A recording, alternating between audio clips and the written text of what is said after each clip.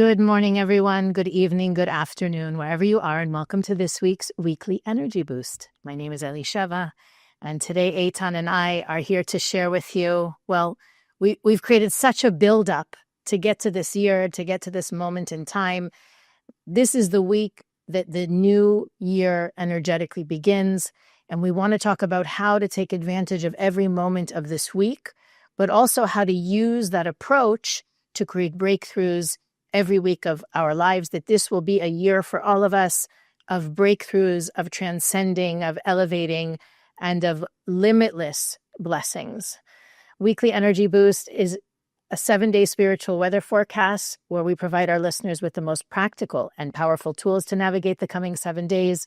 We do that through the teachings and wisdom and tools of Kabbalah, so that every episode ends up offering wisdom, tools, and techniques to apply any week of your life.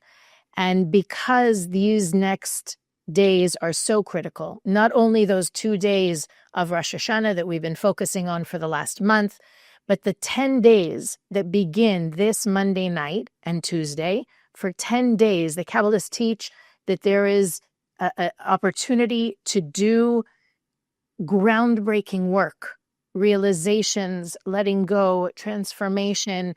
It's almost like you should clear out your schedule and just focus on that for the next 10 days. But we're going to give you a more practical and pragmatic, really, something that you can do on a daily basis to create a different year for yourself. Now that you've done the work of the month of Virgo, that reflection, that deep introspection, you leave that aside and face the opportunity ahead of us in the next few days and, of course, the next week.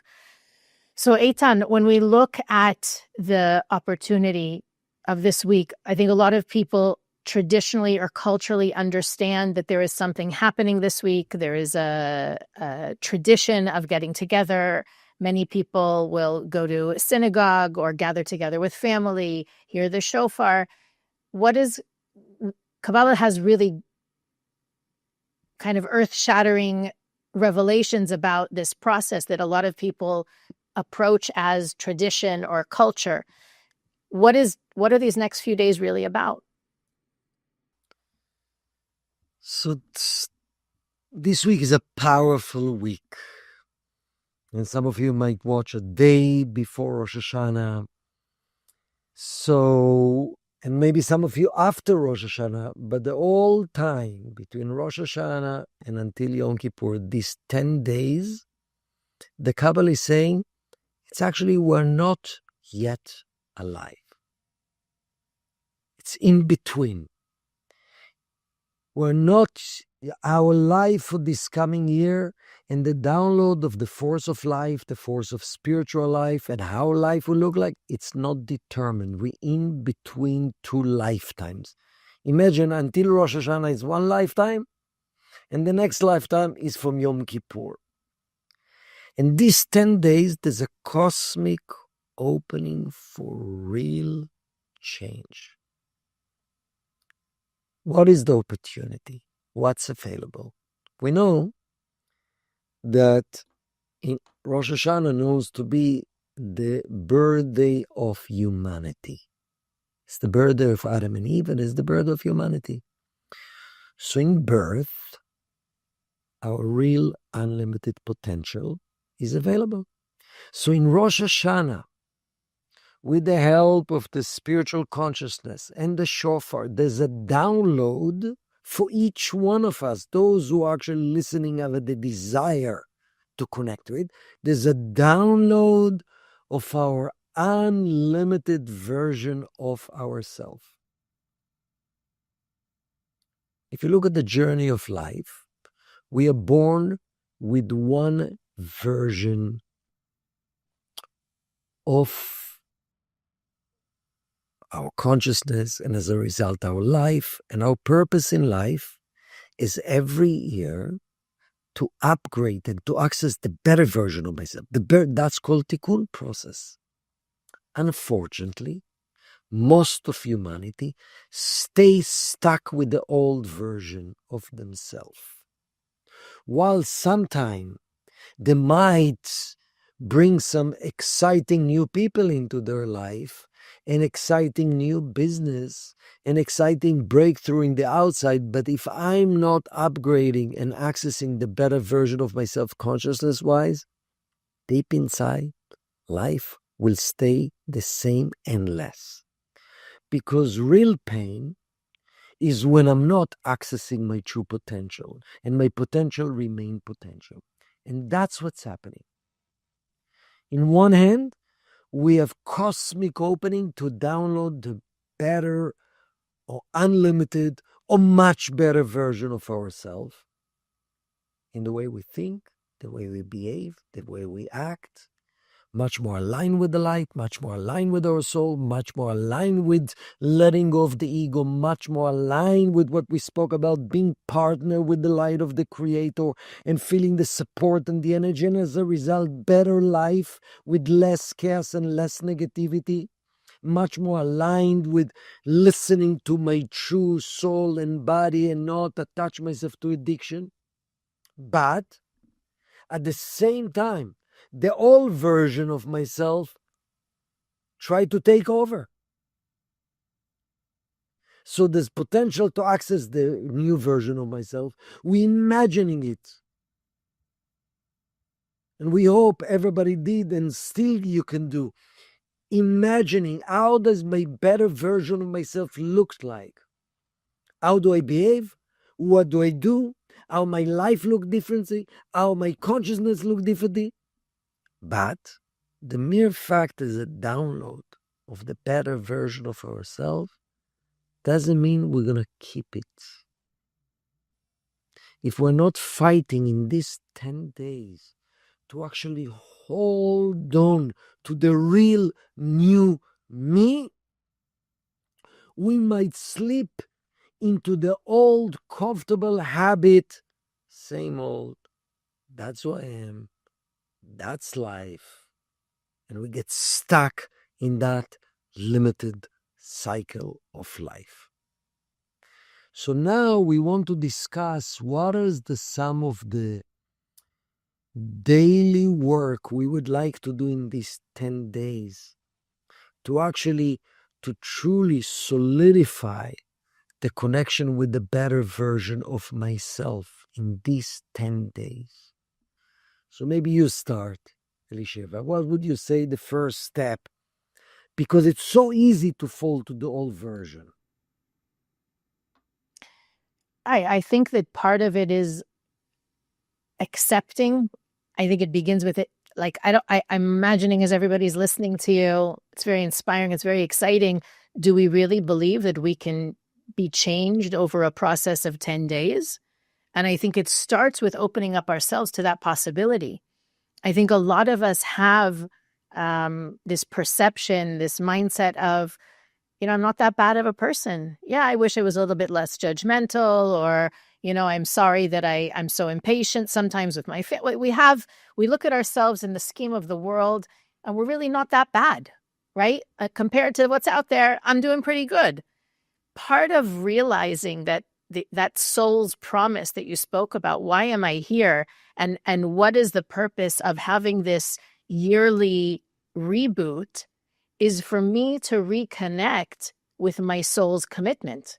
Before I came to the physical reality, my soul promised the Creator not to be a pretty good person, not to be better than average, not to do good here and there when I can, when I'm able, but to take those qualities within me that, again, I handpicked. I selected my unique work for this life, and I committed to heal, to transform, to elevate those qualities. So it can be anything. And we've spoken over the last 4 weeks about all the possibilities: anger, judgment, control, laziness, selfishness, the whole spectrum. Pick something. And that's what our soul did when it came to the physical reality, with the unlimited potential to heal it all, to correct it all, to transform it all. So the fact that in a way, to remember that elevation, that transformation is guaranteed. We have the choice to do it proactively, or to have life force us into becoming a better person. Now, just the realization and the acceptance that it is possible, that I can use the cosmic support and my internal focus to be a different person in the course of 10 days is where that work begins. The other piece of the puzzle, I feel, is our mentality of it's all or nothing. It's all or nothing. That desire to do things perfectly, to do things correctly, to do things right. And if I can't do it, not to bother is also one of the things we need to work on or to release if we're going to have the opportunity to really maximize what this time can give us. And how do you know if that's you? Let's say you wanted to read a book, or you wanted to go somewhere, or you wanted to take a class, and you think, I don't have enough time. Or if I can't commit 100%, I don't even want to listen for a minute. Or, I promised myself I would clean out that closet, but I only have 15 minutes, so I'm not going to do it. The 15 minutes that you could put into cleaning out the closet, will it turn over the whole closet completely? No. But it will make those 5 shelves or 2 racks or 3 drawers much better to work with. And that's the approach in this week. It's not about if I can't go all the way, I shouldn't bother. It's that with the time that I have and the resources that I have, what can I do? Perfection is not possible. If it were, there'd be 100 million books about how to be perfect, lots of classes, lots of seminars. We're not here to be perfect. We're here to do the individual work that each of our souls committed to do. And any progress is progress. So reversing that belief of if I can't do it perfectly, or if I can't do it 100%, it's not worth it, I'm not going to bother, is one of those illusions that our opponent, that negative voice inside us tells us so that we won't even start. So imagine all these years of wanting to do things perfectly and maybe even priding yourself on doing things well or right. It's actually getting in the way of the transformation that is actually the key to the fulfillment, to you being more connected to yourself, to your soul, to have more meaningful relationships around you. It really is about approaching it not in an all or nothing way, but looking at every step of the way as progress, that I don't even want to say inch, every ounce of transformation and healing that I can accomplish is serving myself and the world more than being a perfect person, being the angel or the guru or the whatever it is I think I need to be in order to be doing things well or right. And to start with those small things, that if I can pick one relationship to elevate, to heal, or transform, or one quality in me that I can be better at or shift even 50% of the way in the next 10 days, that creates a lasting imprint that can serve me, not only in that area of my life, not just that I'll be 50% better in my life in that area, but that I will know that change and transformation is possible. And that then serves as a motivation and as a catalyst to continue doing the work. Like, wow, the me of 6 months ago would have handled that completely differently. The me of a year ago would have freaked out. The me now is calm, is patient. Am I perfect? I'm not perfect yet, but I also am not here for perfection. I'm here for a better, more expanded and elevated version of me. And that's the goal. Little by little, step by step, every day. That's beautiful. And I think everything starts with the question, who is the real me? Rabbi Isaac Luria, in the book The Gate of Reincarnation, defined the definition of a human being is the soul, means our true identity, the true I is my soul. And that's one of the biggest tricks of the opponent, to create a false identity. So let me give you an example. I have a student that already for a couple of years and wasn't successful last year, see themselves, see their potential, see the capabilities to be so much more proactive and forceful, uh, full of force, okay, in at work, as a father, as a husband, as spiritual being that guiding other people, see themselves so much more powerful and intense, and they have ideas and they have creative ideas, and then somehow they never manifest all the way. They begin and they go back to the old self. And ask them, when we worked before Rosh Hashanah, ask that person few questions.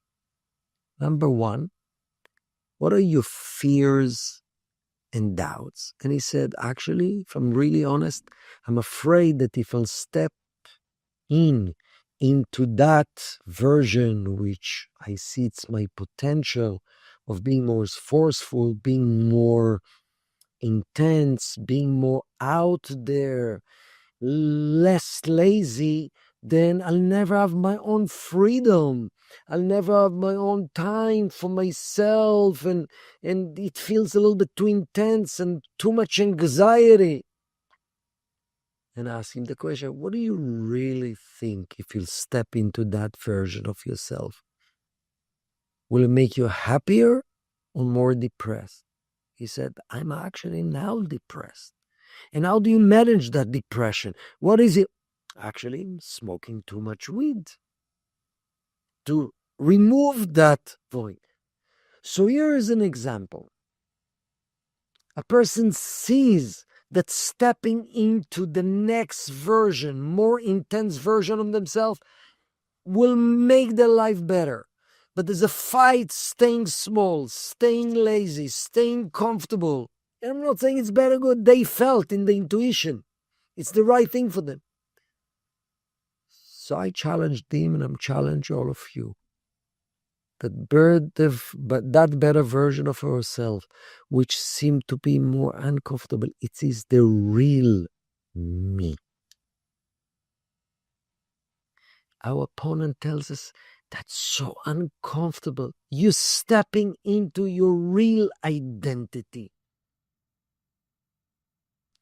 What do you think your real you? Imagine you see life through your soul. Same when you're making commitment when it's uncomfortable and it feels a little bit more pressure and you need to confront some people because you take upon yourself a better position, more responsible position, more leadership position.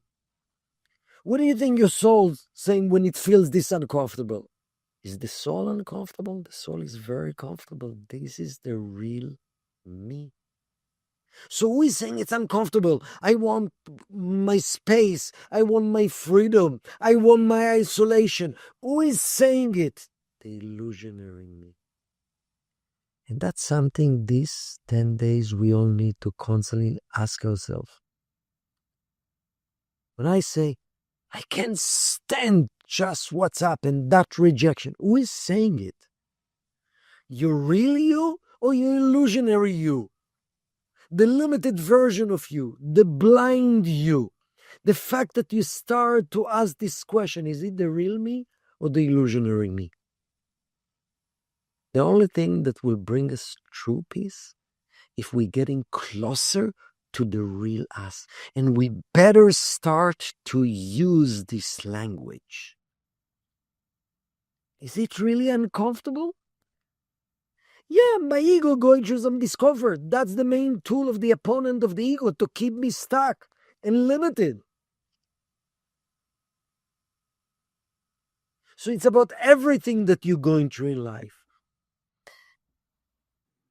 I think what you said about the discomfort, for me, in my experience, not only personally, but in working with other people on this path, the fear of the discomfort is much greater than the actual discomfort. And that's one of I think one of the greatest barriers we overcome in our growth is recognizing that the fear is actually I mean, maybe there is a measure of discomfort that's waiting there. It's new, it's unfamiliar. You don't know, sitting in the unknown, not knowing how the other person is going to react or how you're going to handle. But the actual discomfort is never as horrible as our opponent wants us to believe it is. There is a fear of perceived discomfort that never really actualizes. And the alternative, what really ends up happening, and I know I'm trying to think of an example. I think for a lot of people, for example, that have a challenge in expressing themselves or speaking up or asking for what they need, there's such a fear of rejection, of being needy, of, you name it.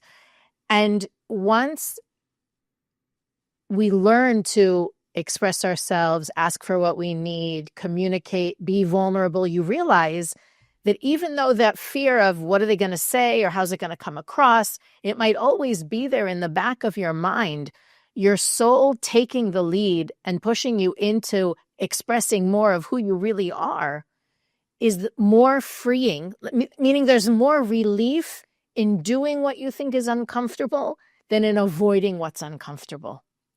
And I'm going to say that again because I think it sounds ridiculous, but if you've ever grown or changed or transformed, you know it's true that no longer being afraid, being willing to live into the person we're meant to be is much more freeing. There's more relief. Maybe that's the right way to say it.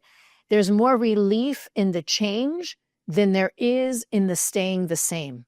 There's more freedom. There's more ease. It becomes more comfortable with practice. And that's why I want to make a point. If you have something that you know you need to say or you need to do and you're dreading it and you take a deep breath, you do it, and then you say, okay, I did it. It's not going to create the kind of lasting change that we're talking about, right? Holding your breath, doing what's uncomfortable, and then running back to what's comfortable doesn't create the lasting change that we're talking about. It's being willing to go there again and then another time, and then to speak up again, and then to ask for a conversation again, and to be willing to do it again and again and again until it becomes part of your comfort zone. And that's when you're able to look back and say, the old me would have handled that completely differently. That's the goal, is that the gradual and consistent will lead you to the change, whereas the huge and explosive and momentary, it might give you a rush, but it's not going to lead to the newer, more authentic you. Beautiful. So what you're saying, Elisheva, real change happen when you reach a level you are enjoying the new you. It's like in the same way exactly. You decided you need to go to the gym and you get a rush of energy for becoming a member for 1 year. And then after a couple of times, you don't have the strength, you don't have the energy. You need to have the discipline and the practice to go again, overcome the doubts, overcome the fear, overcome the discomfort, overcome the laziness with the vision until I'm going to like it. That's when you master the new version of yourself. And that's what we meant to be in this world. Because the whole idea is, yes, that's what I'm aiming. And I'll try a little bit. And then you of course you will have doubts. These 10 days, pay attention. The doubts. Do I actually want to go to my next level? Oh, hopefully God will present it, that things will change by themselves. Yeah, God is the source for everything. But I have to do the incremental changes and discipline and confronting. That's the question. I need to continue confronting fears, confronting doubts, overcoming discomfort, facing discomfort with the ideas that that's the real me. It's comfortable. So why I don't feel comfortable? Because it's a process. I gave in to the illusionary me for too long. So of course the goal of life is to be comfortable, that the real me, my soul, will be comfortable. We need to reevaluate. How do you define? Of course, we would like to be comfortable, at peace, joyful, and happy. When we are lazy and seeking temporary comfort, my soul is in pain. I feel aging. And that's part of this new year, awakening newness.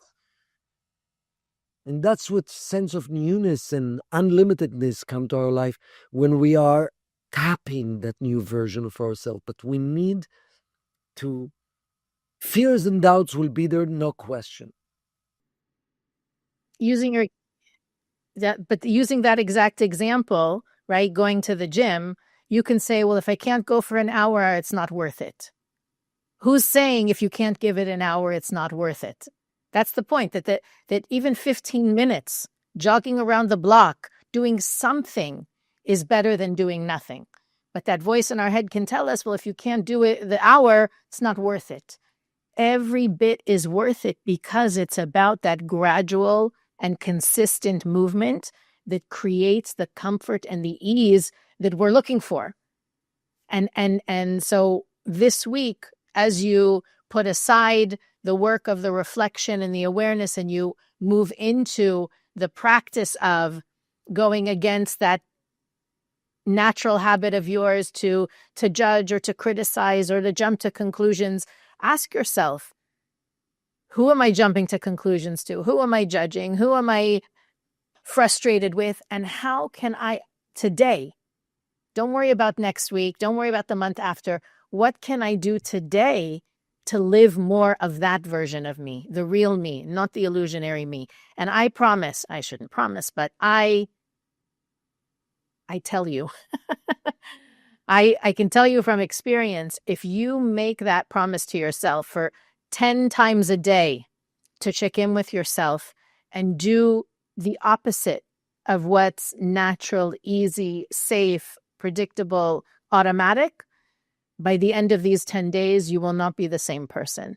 Simply because the right tools at the right time are really what unlock these gates. So, Eitan, I don't know if you have another suggestion, something simple that we can do on a daily basis in this time to make sure that we don't miss the opportunity we're being given. I think